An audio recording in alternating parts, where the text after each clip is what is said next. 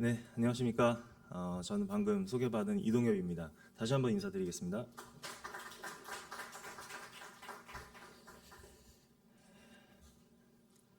네, 오늘 제가 이 장소, 이 교회에 딱 들어오면서 바로 뒤에 이 정원이 화사하게 보이더라고요.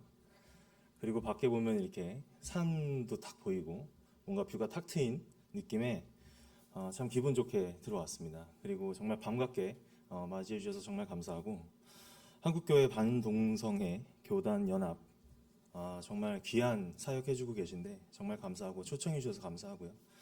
또 최성균 담임 목사님 그리고 저 이 자리에 초청해 주신 최광희 목사님께 다시 한번 좀 감사의 말씀 드리고 시작하겠습니다.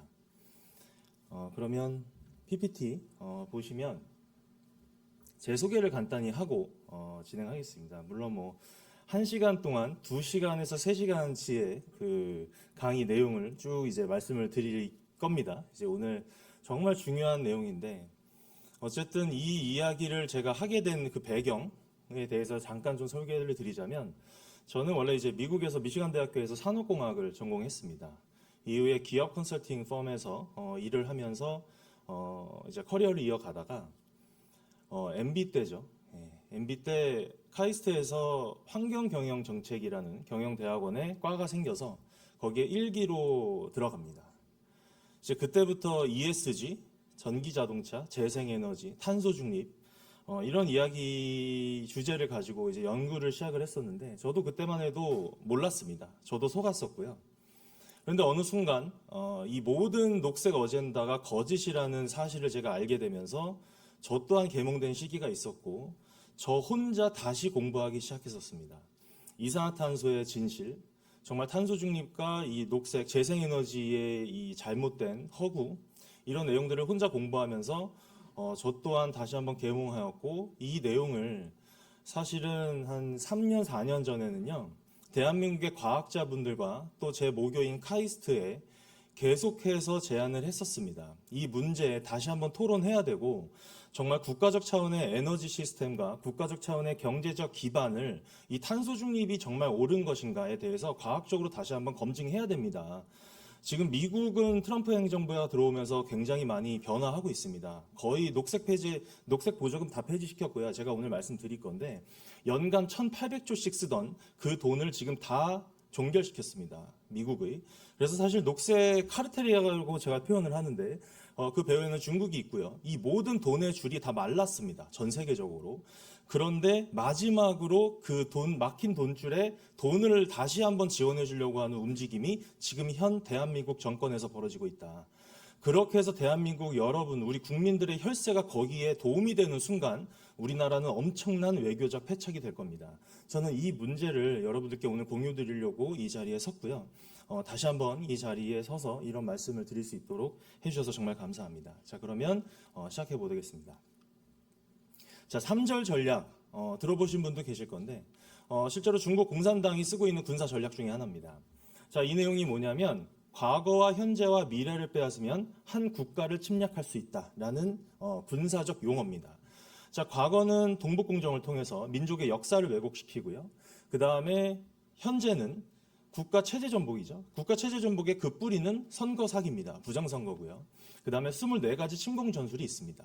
초안전이라고도 불리고요.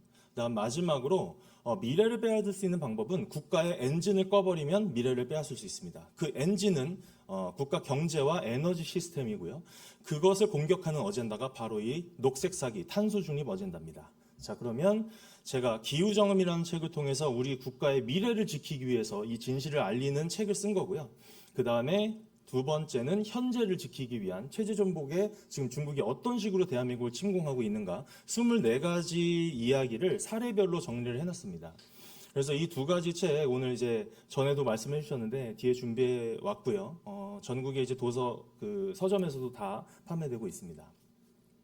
자, 그러면 저는 이제 기후과학계에 있었던 사람이지만 오늘 이제 중국의 이야기를 먼저 시작을 해보려고 합니다. 이 중국 공산주의의 실상과 야욕에 대한 이야기를 한 중국의 가면을 벗기다라는 책인데 제가 이 책이 올해 2월에 출간이 됐습니다. 기후정음은 작년 9월에 출간이 됐고요. 자, 그러면 제가 이 책을 쓰게 된 배경은 뭐냐? 제가 이 녹색 기후 사기라고 불리는 이 녹색 어젠다의 돈의 종착지가 결국엔 중국이더라고요. 그게 저는 너무 이상했습니다. 그래서 이 모든 이 배후에 있는 중국의 어젠다에 대한 공부를 하다 보니까 초안전을 발견하게 됐고, 그때부터 저 스스로 중국의 초안전을 공부하면서 이것이 보이지 않는 전쟁이 일어나고 있구나라는 것을 많은 분들이 알고 계시는데, 자, 이 내용을 이제 시중에 그런 책들도 많아요. 그런데 저는 제가 이 책을 쓴 이유 중에 하나가 정말 청년들, 젊은 친구들이 정말 쉽고 재미있게 읽을 수 있는 책이 시중에 있었으면 좋겠는데 많지 않더라고요. 그래서 저는 이 책을 최대한 쉽고 재미있는 사례 위주의 책으로 썼다라고 보시면 되겠습니다. 그래서 먼저 시작은 홍콩과 대만의 사례들, 홍콩이 어떻게 공산화가 됐는가에 대한 이야기와 그다음에 24가지 침투 전술의 하나하나마다 사례와 그다음에 그것이 우리나라 복지와 선거권에 어떻게 침투하고 있는가, 마지막으로 침공을 위한 한반도에 어떤 식의 연결고리가 구축되어 있고 그다음에 우리가 이걸 어떻게 대응하고 어떻게 앞으로 해나가야 될까에 대한 이야기로 쓴 책이겠습니다. 그래서 많이들 아시겠지만 1941년 이승만 대통령의 일본의 가면을 벗긴다의 두 번째 책의 개념으로 제가 책 제목도 중국의 가면을 벗기다라고 이렇게 정했습니다. 자, 그러면 제가 프롤로그에서 이 이야기로 시작을 합니다. 책에서. 많은 분들이 아는 내용이실 수도 있지만 사실 우리나라 교육계가 이 내용을 이런 식으로 해석하거나 이렇게 교육하지 않는 것이 저는 굉장히 안타까운데, 19세기 말 150년 전의 대한제국과 지금의 대한민국이 너무나 흡사하다. 저는 이 내용을 가지고 시작을 합니다. 자, 19세기 말 대한제국 옆에는 청나라가 있었고요. 위에는 러시아 제국이 있었고요. 그 다음에 일본 제국이 있었고 당시 해상 패권을 갖고 있었던 대영 제국이 있었습니다. 그런데 대한제국이 계속해서 러시아 제국과 친밀감을 유지하니까 대영 제국이, 해상 패권을 갖고 있는 대영 제국이 계속해서 대한제국에 서한을 보냅니다. 러시아 제국과 경제적인 무역은 하지만 군사적, 정치적 야합은 절대 하면 안 된다라고 계속해서 서한을 보냅니다. 하지만 이것을 무시하고 계속해서 러시아와 친밀감을 유지하는데, 자, 그래서 대영 제국이 거문도에 군함을 배치하죠. 그래서 해상이 다 막힌 러시아 입장에서는 블라디보스톡으로 군사물자를 갖고 와야 되는데 해상으로는 못 갖고 오니까 그래서 시베리아 철도를 착공을 시작합니다. 자, 그래서 시베리아 철도가 다 완공이 되면 정말 부산까지 다 연결이 돼버리면 러시아의 그 막강한 군사 물자가 한반도로 밀고 들어오는 순간 그 다음 타겟은 일본 제국이 될 거라는 것을 당시 일본 제국이 너무도 잘 알았죠. 그래서 일본 제국은 한반도부터 러시아 제국을 계속해서 막을 수 있는 군사 방어선을 구축하고 싶었습니다. 하지만 이것을 거절을 했죠. 누가? 청나라가 거절을 하겠죠. 그래서 청일전쟁이 벌어졌습니다. 대영 제국이 일본에게 계속해서 금융과 군함과 그다음에 기술을 지원을 했고 그렇게 해서 청일전쟁에서 승리를 하죠. 자, 이 당시 중국이 배상금을 일본에다가 배상금을 지불을 했고 당시에 대영 제국으로부터 받았던 모든 지원 합해서 일본이 당시 GDP의 7배를 벌게 됩니다. 자, 그러면서 엄청난 성공을 이뤘고 그 다음에 어떤 일이 벌어지냐? 대한민국에 아관 파천이 일어납니다. 네, 저는 이것이 역사적 굉장히 큰 사건이라고 생각을 합니다. 자, 이것을 보고 대영 제국이 안 되겠다, 러시아 제국을 토벌을 들어가야겠다라고 판단을 하고 그 다음에 시베리아 철도가 1904년도에 개통이 됩니다. 그래서 발등에 불이 떨어진 대영 제국과 일본 제국이 다시 한번 만주벌판에서 러시아 제국과 러일 전쟁이 일어납니다.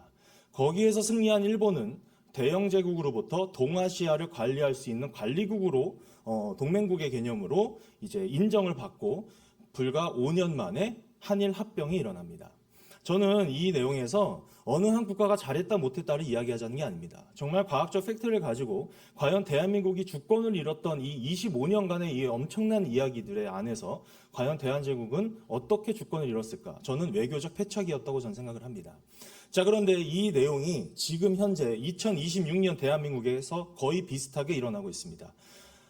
패권국가인 미국의 지금 등지는 정책은 계속해서 만들어가고 그동안 수년간 중국과 계속해서 도움이 되는 친중 형태의 정책이 계속해서 만들어지고 있는, 저는 이 과정에서 과연 무너지고 있는 중국과 함께 무너지진 않을까, 대한민국이 너무나 걱정스럽고요. 하지만 우리는 아직 기회가 있고 오히려 더 큰 전화유복이라고, 더 큰 기회가 있다라는 이야기를 오늘 제가 말씀드리려고 합니다. 자, 홍콩이 이제 자유가 뺏겼죠. 완전한 공산화가 끝났습니다. 자, 그리고 대만 또한 어떤 수출 의존도라던가 여러 가지 대만 유학생을 포섭하는 작전이라던가 24가지 침공 작전이 계속해서 대만에도 시도가 되고 있고요. 그 다음에 백제까지 중국 역사 도서에서는, 교과서에서는 백제까지 중국 역사로 다 편입이 끝났습니다. 이제 신라까지 완료되고 조선까지 완료되면 그 다음에 중국은 대한민국의 모든 역사를 중국으로 편입시키려고 지금 동북구정을 다 계속해서 진행 중이고요. 그 다음에 과연 차이나타운은 문화일까요? 위장일까요? 지금 미국은 계속해서 차이나타운 많이 폐쇄시키고 있습니다. 저는 대한민국 지금 당장 차이나타운 전면 폐쇄 들어가야 된다고 저는 생각을 하고 있습니다. 자, 그 다음에 공자학원, 그 다음에 서울대학교에 있는 저 시진핑 자료실, 수년 전부터 계속해서 폐쇄하려고 많은 학생들과 많은 시민들이 발언을 하고 있고 운동하고 있고 목소리 내고 있는데 아직까지도 없어지지가 않고 있다는 것. 저것이 있는 것 자체도 문제지만 안 된다고 이야기를 하는데 수년간 아직도 없어지지 않고 있다는 그 사실 하나가 저는 지금 대한민국의 현 위태로운 사실을 방증하는 하나의 사건이지 않을까 저는 생각을 합니다. 자, 그러면 제가 이 중국의 가면을 벗기다라는 책에서 가장 중요하게 생각하는 한 가지 챕터가 16챕터입니다. 38페이지인데요. 중국의 법망입니다. 중국의 법체계가 이렇게 만들어져 있어요. 반간첩법, 국가보안법, 국가안보법, 국가정보법. 이 세 가지 법을 통해서 사실은 공작원이 아니어도 중국인이라면 전 세계 누구든지 언제든 간첩 활동을 할 수밖에 없는 법적 구조를 다 구축해놨습니다. 자, 그래서 많은 제가 이제 강의를 하다 보면 학생분들도 듣고 그 다음에 많은 시민분들이 들으시는데 내 옆에서 같이 공부하는 중국인 친구, 내 옆에서 같이 일하고 있는 중국인 동료가 언제든 간첩 행위를 할 수밖에 없는 중국적 법 테두리가 다 만들어져 있기 때문에 단순히 중국인을 모두 싫어하자라고 제가 지금 이야기하는 게 아닙니다. 저희가 이러한 법망이 있다는 것을 알고 대응할 수 있는 그런 기본적인 기초 지식을 우리가 갖춰야 되겠다라는 관점으로 이 챕터 내용을 가장 중요하게 생각합니다. 그래서 중국 공산당은 통전부가 가족과 재산과 비자와 여건을 볼모로 모든 전 세계에 있는 모든 중국인들을 언제든 감시하고 언제든 탄압할 수 있다. 그리고 그들은 지령을 따를 수밖에 없다라는 법적 구조를 다 갖고 있습니다. 형사처벌 받고요. 민사처벌 다 받습니다. 자, 그리고 제가 이 24가지 하나하나마다 사례가 다 책에 있는데 제가 이 사례를 다 이야기하기에는 시간 관계상 안 될 것 같고 몇 가지 예시만 좀 말씀드리고 그 다음에 기후에 대한 이야기까지 넘어가도록 하겠습니다. 여러분이 정일성 어린이 동요제 다들 아시죠? 사실 애국 활동하시는 분들은 많이들 아십니다. 광주에서는 사실상 이 사람이 만든 군가가 중국 공산당과 북한 공산군을 응원하는 군가를 만들었던 사람을 기리는, 그리고 어린이들에게 계속해서 강요하고 세뇌시키는 그런 교육이 대한민국 본토에서 이루어지고 있다는 것이 저는 굉장히 마음이 씁쓸하고 참 분노가 치밉니다. 자, 이런 것이 지금 계속해서 유지가 되고 있고 이 사람을 기리는 공원까지 만들어졌다고 합니다. 애국화 활동하시는 분들은 이 내용 아세요. 근데 대한민국 국민들 거의 모릅니다. 저는 대한민국 국민분들이 이러한 사실들을 알기만 한다면 지금 많이 계몽되고 있지만 더 빨리 전 국민이 계몽되는 데는 시간이 그렇게 많이 걸리지 않을 거라고 생각을 합니다. 자, 그리고 부동산 문제 심각하죠. 제가 이 내용에서 오늘 또 이제 크리스찬 이제 미디어에서 장 대표님도 오셨는데 우리나라 언론사들이 이 내용을 보도는 합니다. 근데 어떻게 보도하냐면 제주도의 예시를 보여드릴게요. 제주도 전체 면적의 중국 소유 토지가 몇 퍼센트래요? 0.53%입니다. 자, 그런데 미디어에서는 전체 면적과 중국 소유 땅만 이야기해요. 근데 여러분, 중국인들이 와서 대한민국에 허허벌판 그냥 아무런 상권의 가치가 없는 땅을 구매하겠습니까? 아니죠. 산권 구매하겠죠. 좋은 토지 구매하겠죠. 자, 밑에 보시면 상업지역 대비 중국인 소유 토지 보십시오. 상업지역 대비 중국인 소유 토지는 1.5배를 넘어섰습니다. 저는 이 데이터까지 대한민국 통계청에 나와 있지 않아요. 그런데 제가 정말 거짓말 조금 못해서 제주도의 상업지역 전체를 다 중국인이 다 장악했다고 해도 과언이 아니라고 저는 생각합니다. 그럴 정도로 지금 제주도는 거의 넘어갔고요. 우리나라 본토도 여의도에 거의 10배 넘는 토지가 대한민국의 상권이 중국인들이 소유했다고 하는데 이런 내용까지 저희가 다 조사한다면 정말 지금 우리가 알고 있는 그 위험도보다 더 큰 위험이 지금 벌어지고 있다라고 생각을 합니다. 자, 그리고 우리나라 국민에게는 다양한 규제가 있죠. 보시면 뭐 부동산 규제가 대한민국 국민에게는 다 적용되는데 외국인은 얼마든지 피할 수 있는 법정 이런 허점들이 너무 많고요. 실제로 그것을 다 이용하면서 규제 없이 쓸어 담고 있고요. 알짜배기 땅만 골라서 사가고 있고요. 세금 중과세는 다 피합니다. 얼마든지 피할 수 있습니다. 전문가가 아닌 저조차도 이 법만 조금만 공부하면 얼마든지 세금 안 내면서 대한민국 땅을 쓸어 담을 수 있습니다. 자, 그 다음에 우리 국민들은 이후에 그들의 세입자가 되겠죠. 그리고 아까 말씀드린 것처럼 중국은 사유재산이 없습니다. 실질적으로 중국인 개인이 와서 대한민국의 부동산을 구매하더라도 저는 실질적으로 그것은 중국의 소유가 되는 것이다 라고 저는 생각을 합니다. 이 부분도 우리가 지금 더 빨리 대처하고 대응해야 될 것 같다입니다. 그 다음에 법률전입니다.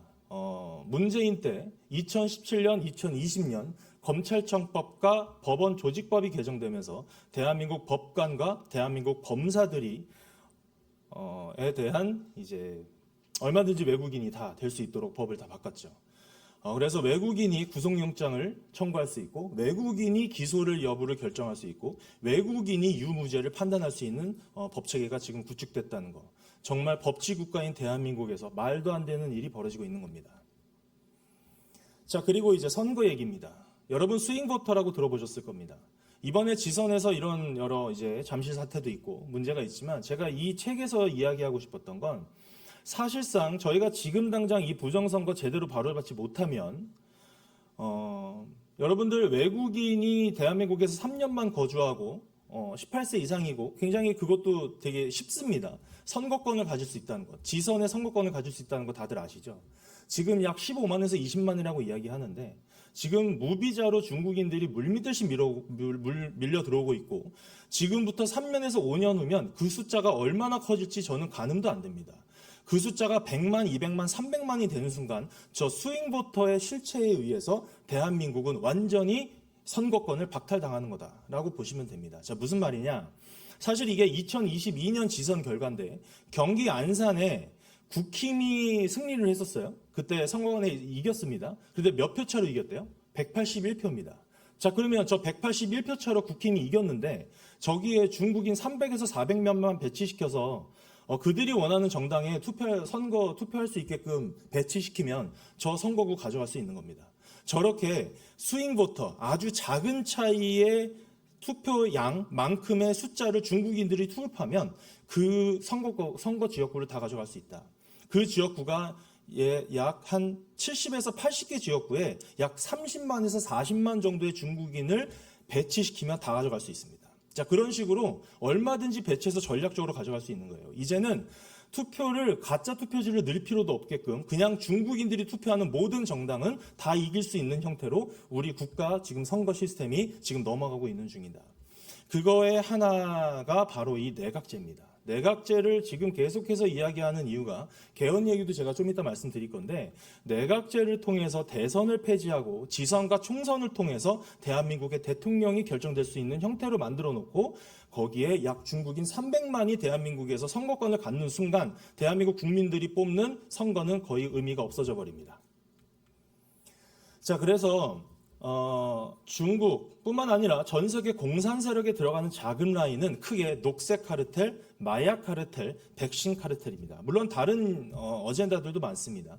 그런데 가장 큰 규모의 자금이 들어가는 라인이 바로 저 세 개 라인이고요. 그 다음에 에너지 라인은 페트로달러를 기초로 하는 페트로머니와 그 다음에 무기 밀매입니다.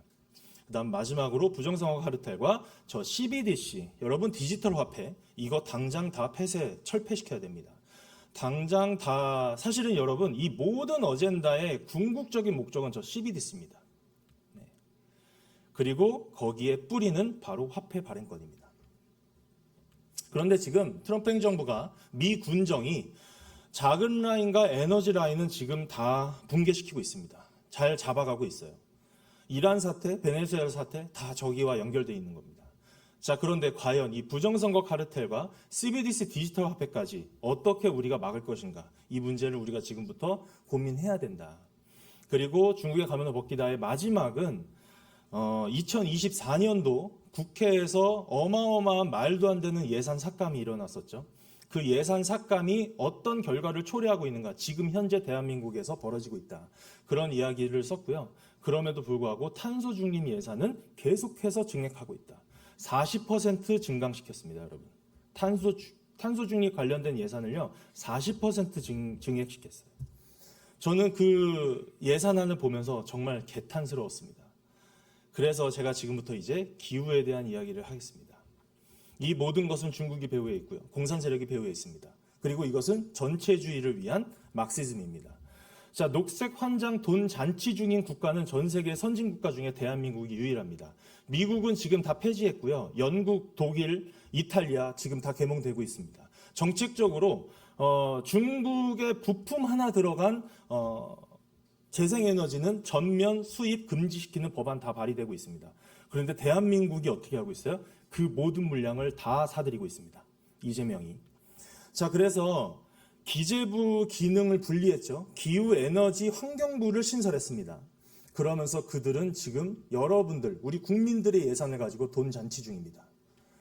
정말 수십 조의 대한민국 혈세가 낭비되고 있고요. 연간이고 여기에 민간 자본까지 다 더하면 저는 연간 약 200조에서 250조 수준이라고 예상하고 있습니다. 이 모든 돈이 사실상 완전 잘못된 정책에 쓰여지는 돈이고요. 이 어마어마한 대한민국 자금이 지금 낭비되고 있다입니다. 그리고 전체주의의 세 가지, 공포, 이데올로기, 거짓, 이 세 가지가 핵심이거든요. 전체주의에. 이걸 똑같이 행하고 있는 게 바로 이 녹색 망상입니다.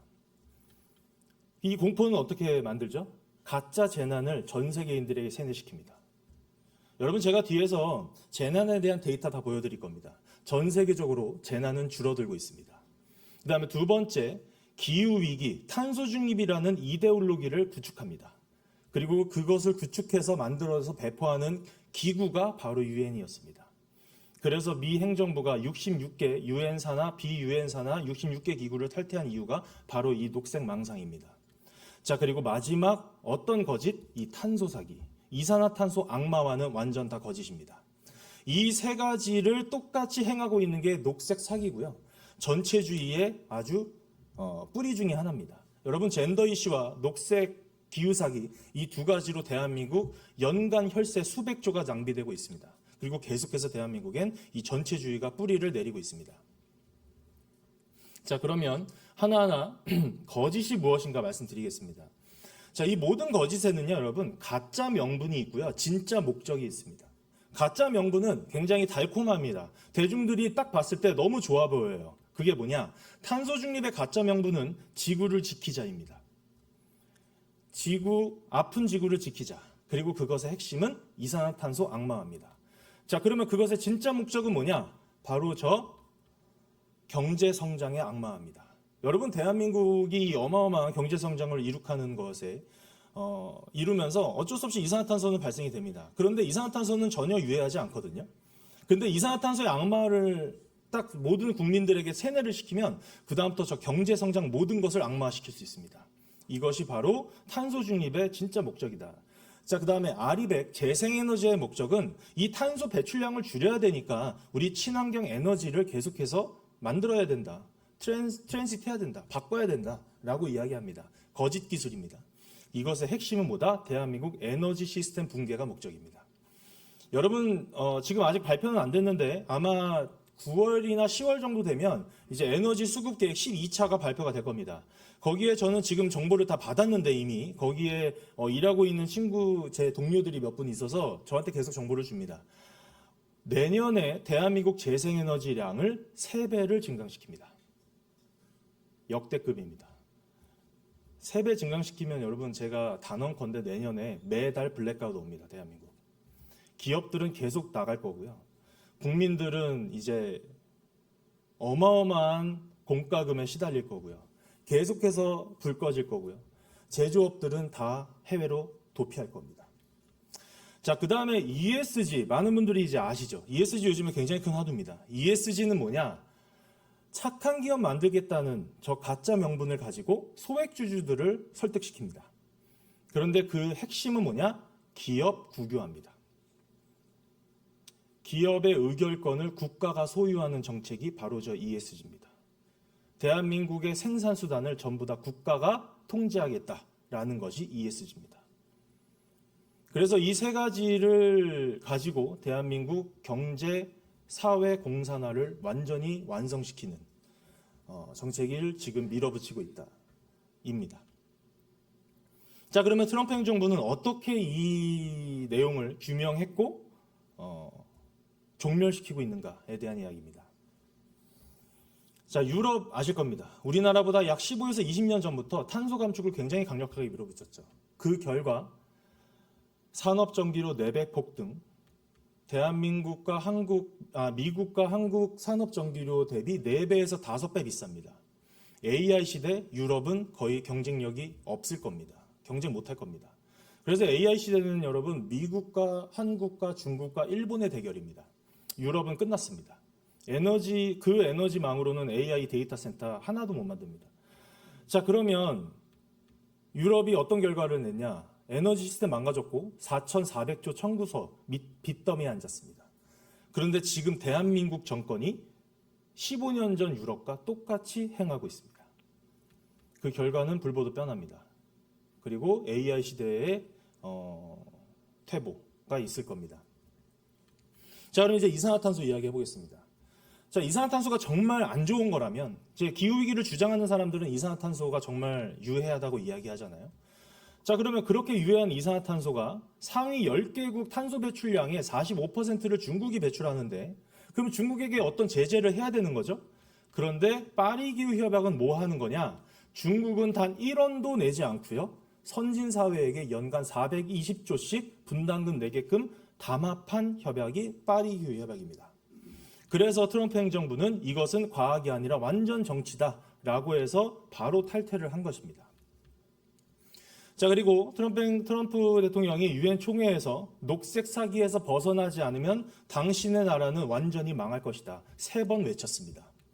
자, 그리고 미국은 녹색 보조금 1,800조 완전히 다 폐지시켰고요.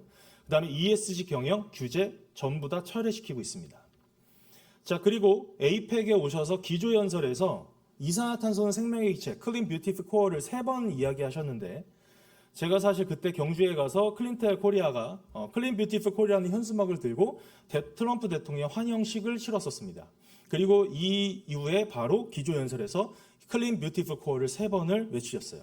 저는 이 현수막을 보고 하신 건지 모르겠지만 아무튼 이 뜻과 함께한다라는 것을 미국 행정부에 계속해서 저희는 의사를 전하고 있습니다. 자, 그리고 클린텔, 제가 속해 있는 이제 클린텔 코리아는 어떤 기구냐면 클린텔 본부는 네덜란드에 있습니다. 클라이밋 인텔리전스의 줄임말이고요. 전 세계 40개국의 2,000명의 기후 과학자가 UN IPCC, 전 세계 녹색 기후 관련된 정책을 다 만들어내는, 정보를 만들어내는 UN 기구, 산하 기구가 IPCC입니다. 6차 기후 보고서는 굉장히 많은 과학적 허구가 많이 들어가 있습니다. 과학을 다 왜곡시키고 있고 과학을 다 편집해서 보고서에 올렸거든요. 이 내용을 하나하나 다 규명해서 비판한 비판서를 2023년, 2024년도에 출간한 국제기구고요. 이것을 통해서 미국의 CO2 코얼리전이라고 하는 이산화탄소 연맹과 미 행정부, 트럼프 행정부가 계속해서 연결이 되면서 지금 현재 미 행정부의 국가 정책에 많은 영향을 주었다. 그런 기구 중에 하나입니다. 그리고 그 한국 지부가 지금 현재 클린텔 코리아의 대표를 맡고 있는 겁니다. 자, 그래서 클린텔은 방금 말씀드린 것처럼 2,000명의 기후과학자가 속해 있는데 현재 회장이 누구냐면 전 체코 대통령입니다. 바츠라프 대통령인데 10년간 대통령 하시면서 공산 시대를 완전히 척결하셨죠.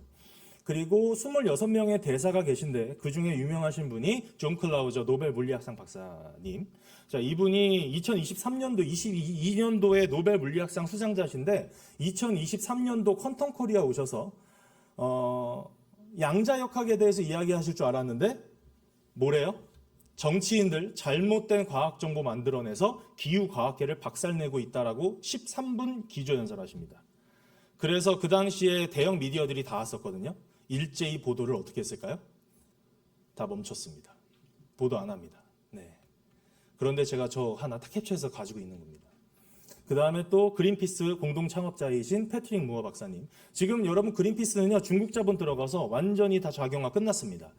그래서 지금 계속해서 규탄하시고 있고, 그 다음에 MIT의 세계적인 기상학자 리처드 린첸 교수님, 그 다음에 아시아에선 딱 유일하게 한 분, 아까 말씀하신 박석순 교수님이 계십니다. 그래서 제가 박석순 대사님이라고 지금 모시고 있고, 박석순 대사님과 함께 클린텍 코리아를 지금 한국에서 많이 알리고 활동하고 있습니다.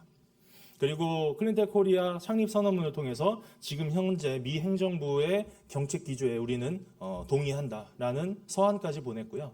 그다음에 세계 기후 총회에도 저희 클린텍 코리아가 함께해서 미국의 환경부 장관 리 제알딘, 그다음에 모리치, 그다음에 뭐 많은 미국 현재 행정부의 정재계 인사들과 계속해서 교류하고 대한민국에도 이제 앞으로 큰 움직임을 할 수 있게끔 저희가 이제 시작을 할 겁니다. 자, 그러면 이제 파리기후 협약 탈퇴는 많은 분들이 아시는데 66개 기구 탈퇴를 했어요. 유엔 산하. 근데 정확히는 31개의 유엔 산하고요. 35개 비유엔 산하입니다. 그런데 그 중에 35개가 기후 어젠다 핵심 기구였습니다.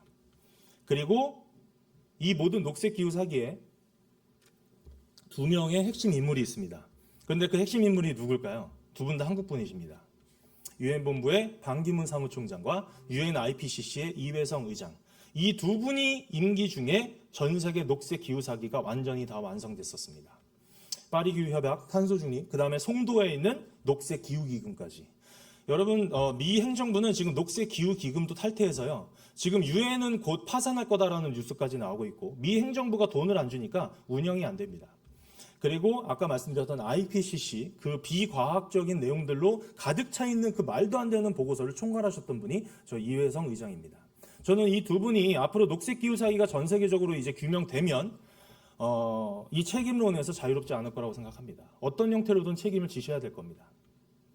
자, 그리고 투발루 외무부 장관 가짜 코미디 쇼 아실 겁니다. 위성 사진으로는요, 이제 몰디브가 잠긴다는 뉴스가 있었잖아요. 그런데 실제 위성 사진은 투발루와 몰디브 국토 면적이 지난 40년간 2.9% 오히려 증가하고 있습니다. 그리고 그런 말도 안 되는 거짓 뉴스가 전 세계에 퍼지니까 무슨 일이 발생해요? 여행 러시가 발생합니다. 잠기기 전에 몰디브 여행 한번 가야겠는 거예요. 그래서 지금 현재 몰디브와 투발루는 국민 인구 수가 2배 늘었고요. 연평균 10%의 경제 성장률을 기록합니다. 왜? 어마어마한 여행객들이 몰리니까요. 이것이 바로 녹색 사기의 민낯입니다. 그리고 미국은 이렇게 유엔 기후협약, 그 다음에 재생에너지기구 IRENA라고 하죠. 그 다음에 환경계획, 개발계획, 그 다음에 유네스코, WHO, 백신 문제도 있지만 WHO가 기후위기에도 굉장히 큰 역할을 합니다. 그 다음에 UN 헤비타트, 그 다음에 FAO, WMO, 그 다음에 마지막으로 UN 대학이라고 있어요. 컨설턴트들을 양성하는 대학까지 있습니다. 이 모든 것을 미국이 다 탈퇴했습니다. 자, 그러면 이제 태양광 패널은 과연 친환경이냐? 여러분, 태양광 패널 안에는요, 사염화, 규소와 비소와 같은 독성 물질로 가득 차 있습니다. 만들어질 때는 더 심각하고요. 그리고 가장 심각한 거는 폐기 처리할 때입니다. 여러분, 지금 이제 조만간 이제 라이프 사이클 끝나는 태양광 폐기물들이 물밀듯이 어마어마하게 생길 건데, 그 모든 양의 화학 처리를 해서 밑에 이제 폐기해야 되거든요. 근데 화학 처리하는 게 만드는 것보다 더 비쌉니다. 만드는 비용보다 화학 처리하는 비용이 더 많아요. 더 비싸요. 그래서 우리나라처럼 환경 규제가 강한 선진국에서는 이거 폐기 못 하고요. 다 후진국에 수출합니다. 폐기물을. 그럼 거기에선 그냥 묻어버려요. 그러면 저 독성 물질이 땅과 바다, 강을 다 오염시키겠죠. 그 땅은 정말 오랜 시간 완전히 그냥 죽는 땅이 돼버립니다. 자, 그 다음에 풍력 터빈은 미국 데이터입니다. 매년 한 기당 1만 마리의 새들을 죽입니다. 저 블레이드에 새들이 다 쳐서 죽는 거예요. 자, 그 다음에 해상 풍력은 또 어떤 문제가 있냐? 그 밑에 저 해상 풍력이 표류하면 안 되니까 앵커로 다 내려쳐가지고 고정시키거든요. 그것을 내려칠 때 해상 망치로 내려치는데 그때 그 음파로 인해서 고래, 돌고래, 바다 표면들이 다 죽습니다. 그 음파가 어마어마해서요. 그 다음에 세 번째, 우리나라의 국가 안보에도 굉장히 큰 문제가 됩니다. 해저 전력선과 해저 인터넷망이 적국에 노출됩니다. 자, 여러분, 대한민국의 해상 풍력은 대부분 중국산을 수입하거든요. 그러면 저거 설치할 때 다 누가 와서 설치하겠어요?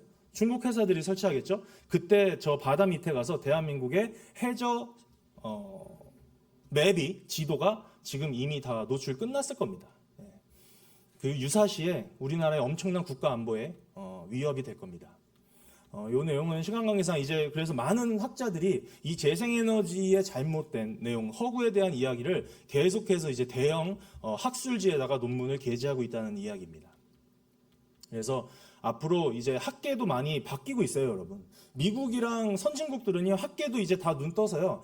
이제 학자들이 이제 오히려 이런 거 규명하는데 이 녹색 기후사기 규명하는 곳에 자금을 계속해서 받으면서 이제 깨어나고 있습니다. 그런데 대한민국은 어떨까요? 이 뻐끗하는 순간 연구비 전부 다 삭감되죠. 그러니까 학자들이 말한다 안 한다? 안 합니다. 저처럼 나와서 이렇게 이야기하는 사람 대한민국에 전 한 번도 본 적이 없습니다. 아직까지도. 박석순 교수님 딱 한 분 계셨습니다. 자, 그다음에 재생에너지가 대한민국에 어떤 위협을 주는가? 이 테이블 하나로 모든 게 설명 가능합니다.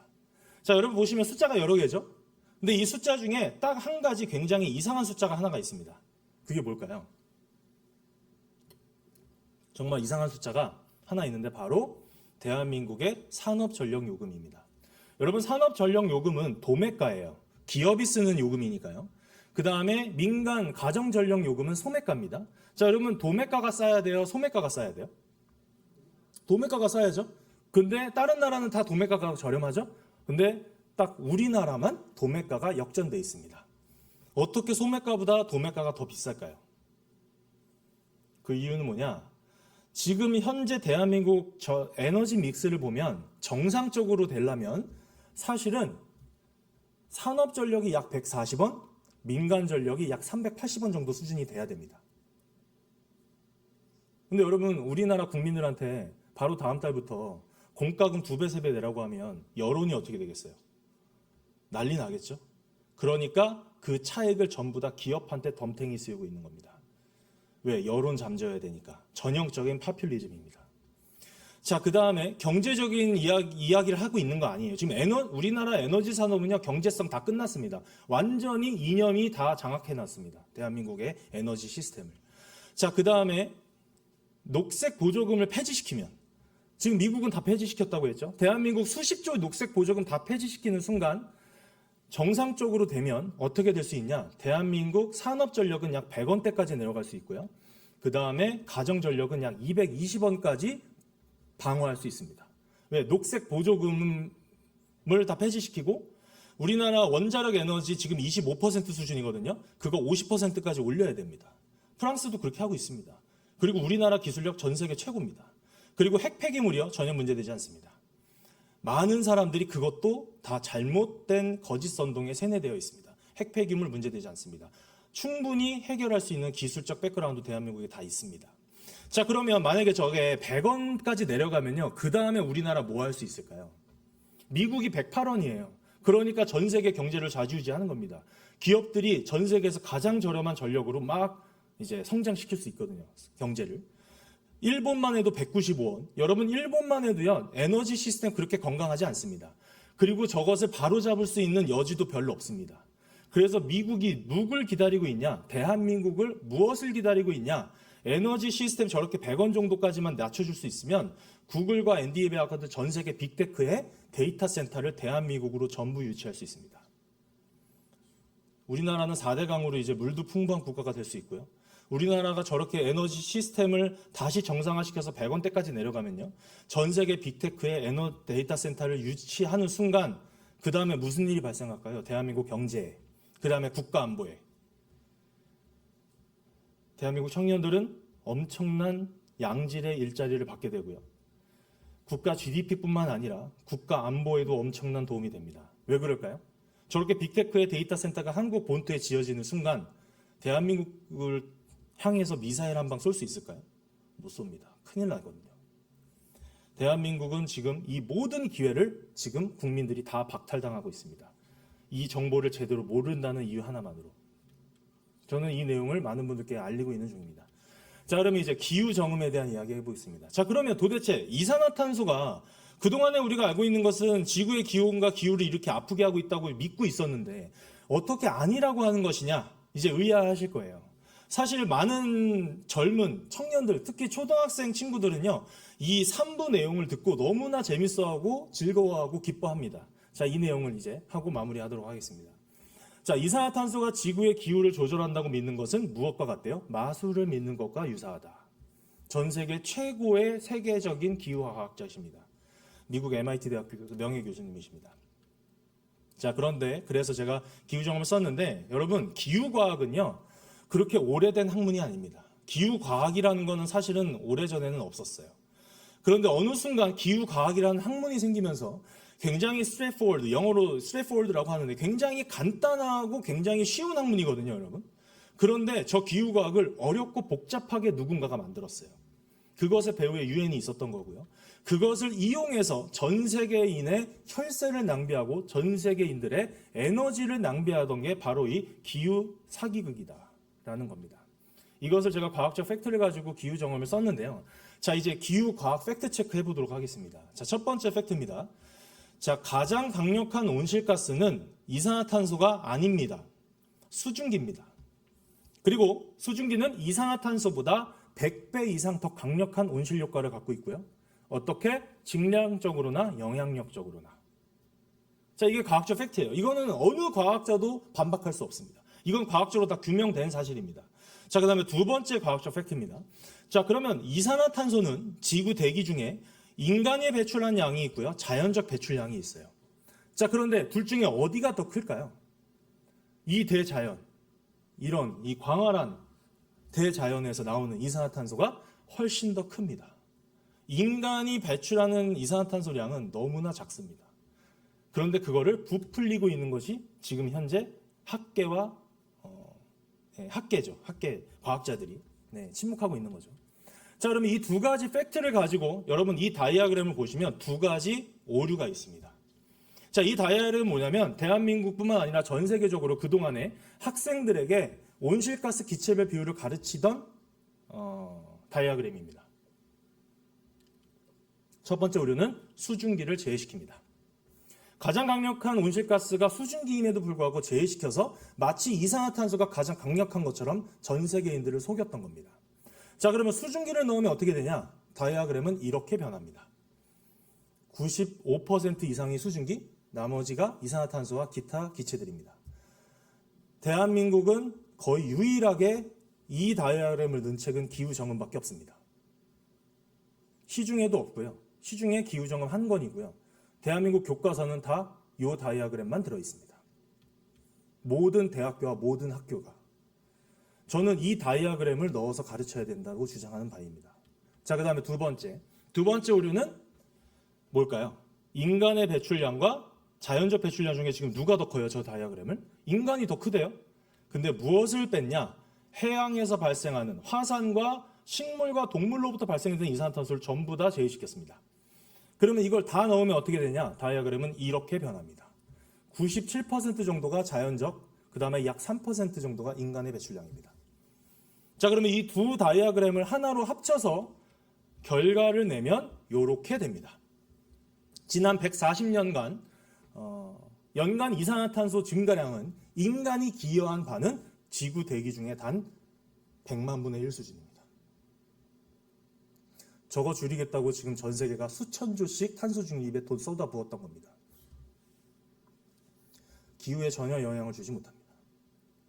그리고 저거 줄이겠다고 지금 대한민국에 200조, 300조씩 우리 국민들의 혈세가, 그 다음에 국민들의 자본이 완전히 쓰레기통에 처박혀지고 있는 상태입니다.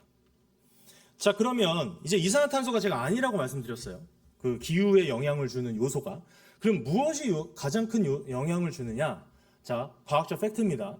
지구 기온에 가장 큰 영향을 주는 요소는 두 가지입니다. 수증기, 즉 대기 중의 구름과 태양의 활동량입니다. 자, 태양의 활동량과 지구 평균 기온값의 그래프입니다. 지난 100년 동안의 이제 데이터예요. 자, 보시면 검정색 라인이 지구 평균 기온값이고요. 빨간색 라인이 태양의 활동량 값입니다. 여러분 상관관계 보이시나요? 거의 동일하게 움직이죠. 네, 태양의 활동량에 따라서 지구 평균 기온값은 변하는 겁니다. 거의 대부분 결정돼요. 그 다음에 해양의 활동, 그 다음에 구름의 움직임에 의해서 결정이 나는 겁니다. 이산화탄소는 거의 영향을 주지 못한다고 이미 지질학적으로 다 결과가 나와 있습니다.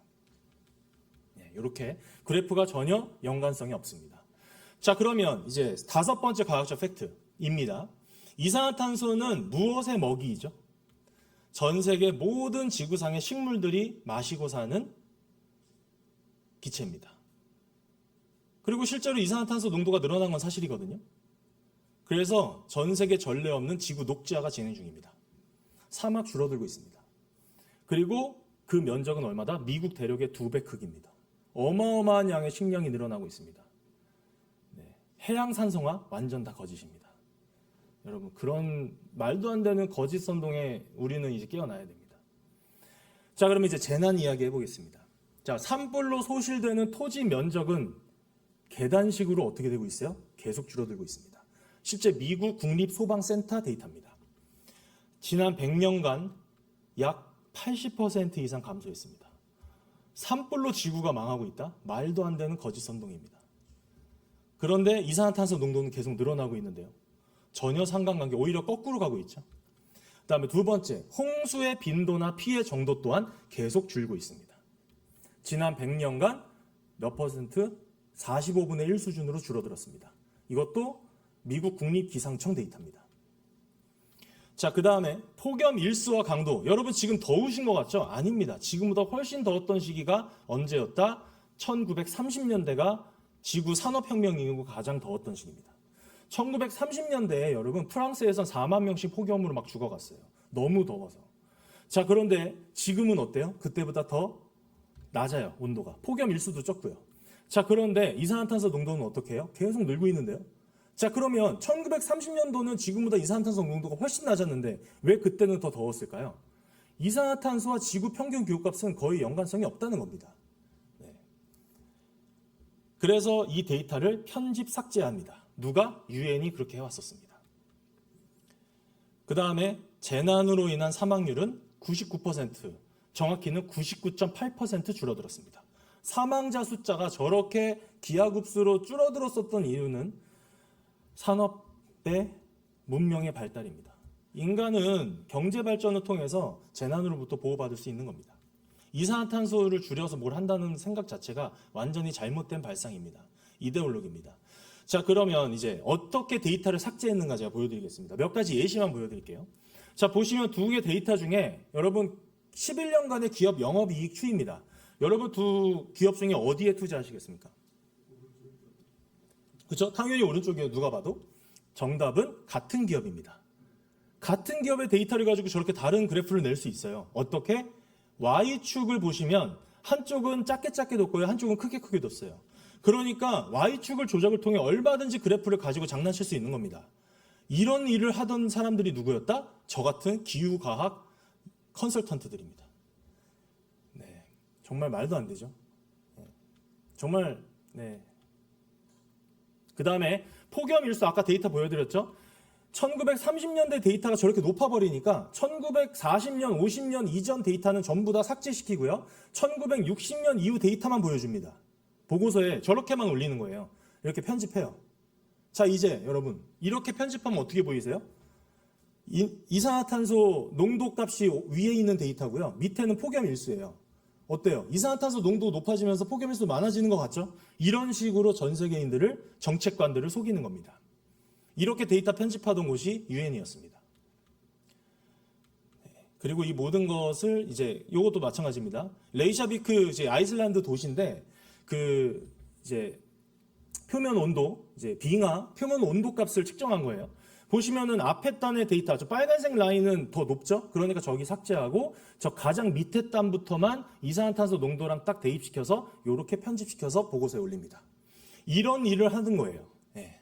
그렇게 이 모든 데이터들을 왜곡해서 UN IPCC 보고서를 작성한 그 총괄자가 누구였다? 이회성 의장이었다. 그리고 이것을 전 세계 정책관들에게 배포해서 전 세계 탄소 중립 정책을 조장했던 기구가 바로 유엔이었습니다.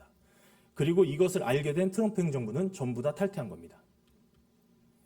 자, 북극. 지난 1950년대 5천 마리 수준이었던 북극곰은 계속해서 늘어났고 지금 3만 5천 마리를 돌파했습니다. 북극곰은 여전히 잘 살고 있습니다. 이산화탄소로 인해서 북극곰의 삶의 터전을 잇는다? 완전 다 거짓입니다. 자, 그리고 북극 빙하 멀쩡합니다. 저렇게 꽉 차 있습니다. 2025년 데이터고요. 이 데이터는 녹색은 2012년부터 2025년까지 빙하가 늘어난 부분은 녹색이고요. 줄어든 부분은 빨간색이에요. 어디가 넓어요? 녹색이 넓죠. 빙하는 늘어나고 있습니다.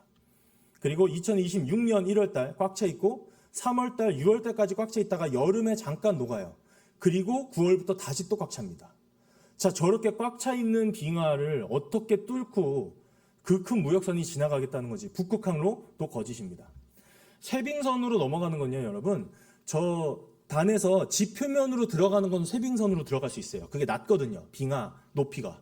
근데 저 중간을 뚫고 지나간다? 말도 안 되는 소리입니다. 못 지나갑니다.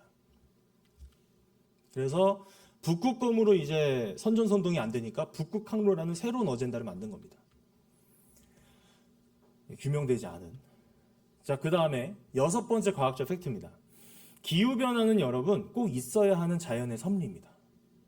눈과 비는 와야 되고요. 여름과 겨울은 있어야 되는 겁니다. 그런데 저는 무엇이 없다고 주장하는 거냐? 인간이 발생한 이산화탄소로 인한 기후의 영향은 거의 없는 것이고 그거로 인한 기후 위기 따위는 없다는 겁니다. 그리고 환경오염은 있다 없다? 있습니다. 심각합니다, 여러분. 물과 땅과 쓰레기 관리 지금 해야 됩니다. 그런데 탄소 중립에 대한민국 예산이 쏠려 있으니까 물, 땅, 쓰레기 관리가 안 되고 있습니다. 대한민국. 저 매립지 어떻게 할 거예요? 탄소 중립 때문에 저 매립지에 있는 쓰레기 지금 소각을 못하고 있는 겁니다. 그런데 탄소 중립 다 폐기시키고 저 매립지 얼마든지 우리가 관리해서 지금 대한민국의 쓰레기, 물, 땅 관리 잘할 수 있고요. 4대강 보호 해체한다고요? 정말 제가 그냥 강하게 말씀드리면 정말 미친 짓입니다. 여러분 최근 2, 3년 사이에 홍수 난 적 보셨어요? 없잖아요, 홍수? 그거 왜인지 아십니까? 4대강 보호 때문에 없는 겁니다. 근데 저거 지금 해체하고 있죠? 아마 내년, 내후년, 올해는 이제 지났고 내년, 내후년에 아마 홍수 대란이 일어날 겁니다, 서울에. 지금 그게 지금 저 현 정권이 말하고 있는 저 말도 안 되는 정책입니다. 자, 그리고 제가 이 데이터는 뭐냐? 기후변화와 기후위기와 환경오염은 다 다른 단어예요. 그런데 전체주의, 좌파들이 좋아하는 저 뭐예요? 단어 혼용을 하고 있는 겁니다. 그리고 전 국민들을 선전선동합니다. 기후변화, 기후위기 없다고 하면 기후변화 없다고 말한다고 손가락질하고요. 환경오염 있다고 하면 아니 기후변화, 기후위기 없다고 하면서 환경오염은 있다고 이야기해요. 왜? 뜻이 다르고 분야가 다른 겁니다. 예, 관리해야 되는 방식도 다른 거고요.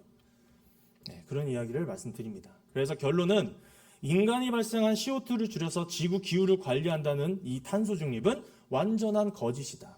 자, 이 내용을 제가 뒤에 있는 저 기후정음이라는 책에 아주 쉽고 재미있게 써놨습니다. 초등학생들도 읽을 수 있는 책입니다.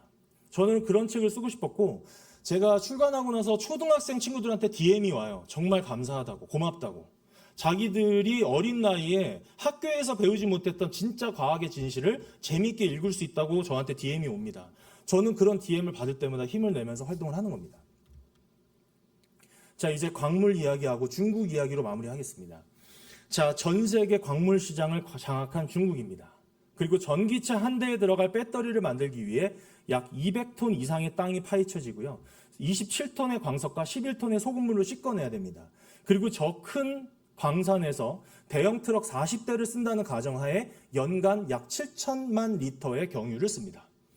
그리고 한 대에 들어가는 전기차 한 대에 들어가는 배터리 만드는 거예요. 전기차 친환경입니까? 아닙니다. 자, 그리고 저 배터리 광물 시장과 재생에너지 시장을 독점한 거의 시장을 장악한 중국은 뭐 하고 있다? 정작 세계 신설 석탄 발전량의 83%를 중국 본토에 짓고 있고요. 세계 신설 원자력 발전량의 50%를 중국 본토에 짓고 있습니다. 그리고 이렇게 값싼 전력 만들어서 태양광 패널, 풍력 터빈 만들어서 전 세계 선진 에너지 시스템을 다 망가뜨리고 있는 겁니다. 이것이 바로 중국이 배후에 있는 녹색 기후 사기입니다. 그리고 여러분 기후 공과금 보시면요. 기후 환경이라고 해서 2,000원, 3,000원 제가 이렇게 표현해요. 삥 뜯어가는 거 있어요. 국민들로. 전 국민 다 냅니다. 한 명도 빠지지 않고. 그런데 저 환경 요금이 연간 30% 증가해서 지금 현재 5조에 육박합니다. 저 5조 원을 정부가 걷어가서 누구 주냐? 녹색정책 연구 학계 프로젝트 주고요. 그다음에 재생에너지 사업자들한테 보조금 뿌려요. 그러니까 보조금 사업하고 녹색정책하고 있는 교수들이, 연구진들이 나와서 양심선언 한다 안 한다? 안 하죠. 본인들의 연구비랑 직결돼 있으니까요. 양심선언 안 합니다. 제가 이거 카이스트 제 지도교수님 원장님한테도 계속 얘기합니다. 몇 년간 지속적인 무시입니다. 그리고 제 후배들에게 저한테 연락하는 거 다 차단시켰습니다. 네, 저랑 연락하지 말라는 거예요. 그리고 제가 그동안에 국제 컨퍼런스에 계속 나가서 패널 했었거든요. 전부 다 제명시켰습니다. 이제 나와서 바른 말 못하게 하는 겁니다. 그런 사례를 보니까 후배들이 이런 거 다 알거든요. 얘기해요, 안 해요? 안 하죠. 본인들이 직장, 본인들의 프로젝트 다 잃게 생겼는데. 네, 그런 일들을 저희가 앞으로 바로 잡아야겠다라는 겁니다. 자, 그 다음에 ESG입니다. ESG는요, 여러분, E와 S는 환경과 사회잖아요. 환경과 사회는 가짜 명분입니다.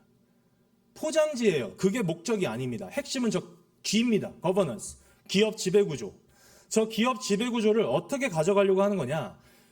국가가 통제하는 ESG라는 프로토콜을 전 기업에다가 싹 깔아놓고 이 법안이 통과되는 순간 G가 급부상하면서 ESG 컨설턴트들이 각 기업의 경영진을 다 구조조정할 겁니다.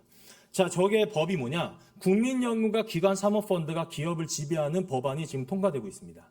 자, 쉽게 말해서 공적 자금이 기업의 의결권을 가질 수 있게끔 대한민국 법안을 지금 개헌안에 지금 다 넣어놨어요. 그거 지금 민주당이 다 지금 발의시켜서 지금 통과시키려는 겁니다.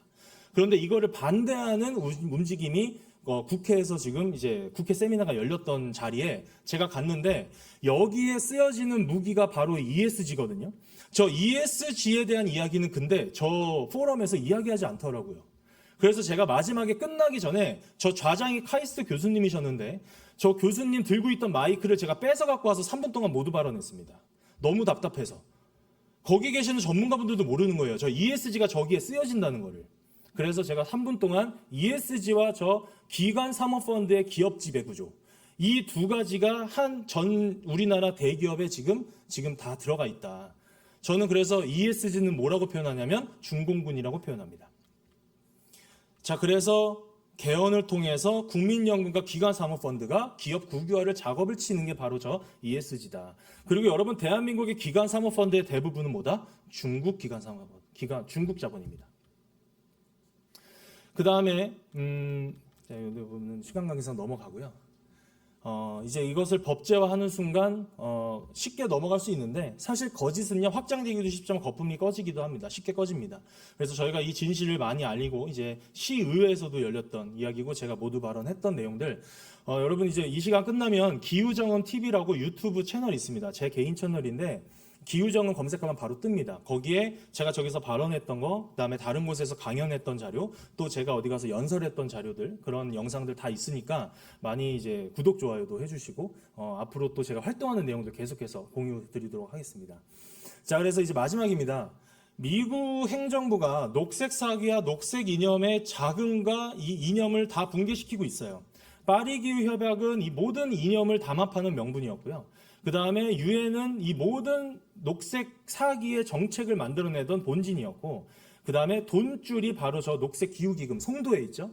이 세 개를 다 탈퇴하면서 지금 다 처단하고 있습니다. 그런데 우리나라는 정작 뭐 하고 있냐? 아까 돈잔치 말씀드렸는데 이겁니다. 바이든 행정부 때 1,000몇백 조씩 뿌리던 거를 트럼프 행정부가 들어와서 다 막았어요. 근데 우리나라 돈잔치 중인 저 우리나라 혈세 가지고 여기에 도움을 주려고 하고 있다. 자, 이게 되는 순간 완전히 반미 정책이 되는 겁니다. 정말 대한민국 큰일 납니다. 네. 저는 대북 송금보다 더 위험한 짓이라고 생각합니다. 네. 그래서 또 어떤 분들은 이런 말씀하세요. 그냥 하게 두고 지금 정권 벌받게 하면 안 되냐고. 근데 여러분 그렇게 하면요 우리나라 경제에 어떤 타격이 오는지 저는 알기 때문에 그렇게 되면 안 됩니다. 자, 그래서 문제의 근원은 이겁니다. 사회 지도층이 국익에 해가 되더라도 개인과 가족의 이익을 추구하는 태도, 사익에 솔직히 쩌들어 있습니다. 사회적 통념이 되어버렸습니다. 지도자들이 불의를 범하고도 책임을 지지 않습니다. 자리에서는 물러나고요. 다른 권력으로 똑같은 행위를 할 수 있는 파워를 얻을 수 있는 제도가 너무 쉽게 되어 있어요. 대한민국은. 자, 그 다음에 지성인 집단이 이러한 불의와 거짓을 보고도 침묵하고 있습니다. 저는 이 세 가지가 엮여져서 이 젠더 이슈 문제뿐만 아니라 녹색 사기 문제, 부정선거 문제, 지금 대한민국 요즘에 또 축구 문제 많죠. 축구협회 다 비슷한 메커니즘입니다. 자, 이 세 가지를 우리가 앞으로 바로 잡아야겠다입니다. 그래서 우리는 녹색 보조금 폐지와 ESG 폐지와 원자력 에너지 정상화와 에너지 강국을 통해 반도체, AI, 에너지, IT 제조업을 기반으로 한 미국과 한미 공조를 통한 G2 국가로 성장할 수 있다라는 겁니다. 자, 그래서 제가 중국의 가면을 벗기다의 마지막은 이렇게 매짐을 했습니다. 역사적으로 도전국이 망할 때는요, 권력국가, 패권국이 이 세 가지를 봅니다. 네 가지를. 첫째, 패권국가 같은 체제의 최전선 국가일 것. 무엇이? 도전국이 무너지고 무너졌던 그 지역을 관리할 수 있는 관리국을 선정할 때. 두 번째, 세계 최고 수준의 행정 IT 산업과 군사 통합 능력을 보유하고 있을 것. 세 번째, 도전국, 붕괴한 도전국의 문화, 언어, 역사에 대한 이해도와 관련도가 높을 것. 네 번째, 패권국가 동맹이라는 군사정보 외교 인프라가 완성돼 있을 것. 이것이 지금 현재 미국인데 미국과 이 네 가지가 되어 있는 국가는 전 세계에 딱 두 나라밖에 없습니다. 그게 어디예요? 한국과 일본입니다. 그런데 관리 대상 국가가 될 것이냐, 관리 주체 국가가 될 것이냐, 한국과 일본의 대결입니다. 물론 지금은 자유우방으로서 이제 한미일 동맹으로서 지금 현재 공산 세력을 처단하는데 우리가 힘을 합쳐야 되지만 결국에 대한민국의 이 동아시아 그리고 전 세계 미국과 함께 G2 국가로 될 수 있는 정말 역사적 기회가 지금 왔다. 이 녹색 기후 사기와 젠더 문제와 이 선관위 문제까지 우리가 부정선거 문제까지 바로잡아서 이 기회를 우리는 앞으로 잘 지켜나가야겠다라는 겁니다. 그리고 마지막으로 이 한미협회 이승만 박사가 미국의 정재계, 그 다음에 선교사, 목사님들과 저 한미협회를 통해 미국의 한국의 상황을 알고 한국의 독립을 알렸죠. 그리고 한국이 독립국가가 되었죠. 자, 그런데 이 라인이 지금 다 깨져 있습니다. 그런데 저는 이 라인을 회복시킬 수 있는 방법, 전국에 약 10만의 한미 유학생 네트워크가 있습니다. KSA 키사라고 불리거든요. 전국 미국의 모든 대학교에 KSA 키사 그 오르거니제이션이 다 있습니다. 한국 유학생들이 같이 이제 소사이티를 만들어 놨거든요.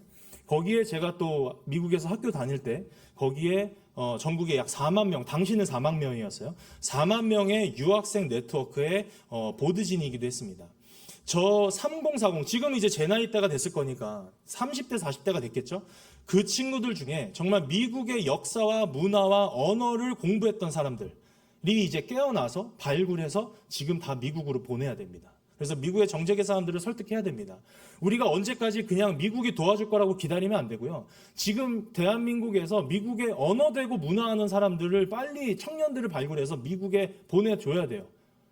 자기 사비로 말고요. 사실 국가가 해야 될 일을 지금 개인들이 하고 있잖아요. 여러분도 마찬가지고 저도 다 개인 사비로 하는 겁니다. 자, 그런데 국가가 할 일을 국가가 하지 않는다면 국민들이 깨어난 시민들이라도 나와서 우리가 해야겠다. 여러분들이 애국 활동을 하시고 우리가 하는 일처럼 이제 미국을 향해서 우리나라 인재들을 보내서 그들을 설득하는 작업을 해야 된다입니다. 그리고 마지막으로 미국과 함께 G2 국가가 될 수 있는 정말 절호의 찬스다. 입니다. 이렇게 마무리를 하겠고요. 보시면 QR코드는 클린텍 코리아 오픈 채팅방입니다. 그래서 제가 계속해서 기후 관련된 정보들을 공유하는 오픈방이니까 관심 있으신 분들은 오셔서 오늘 강의에 대한 피드백 주셔도 좋고요. 오늘 강의에 대한 응원의 말씀 주시면 정말 감사하겠습니다. 그리고 클린텍 코리아 TV, 기후정음 TV도 유튜브에서 한번 찾아봐 주시고 이동엽 치시면 또 다 나옵니다. 그다음에 또 이 시간 이후에 또 식사하는 자리, 또 네트워크하는 자리에서 또 많은 질의응답과 그다음에 교제할 수 있는 시간 갖도록 하겠습니다. 이렇게 오늘 또 한번 긴 시간 들어주시고 초청해 주셔서 감사합니다. 마무리하겠습니다. 감사합니다.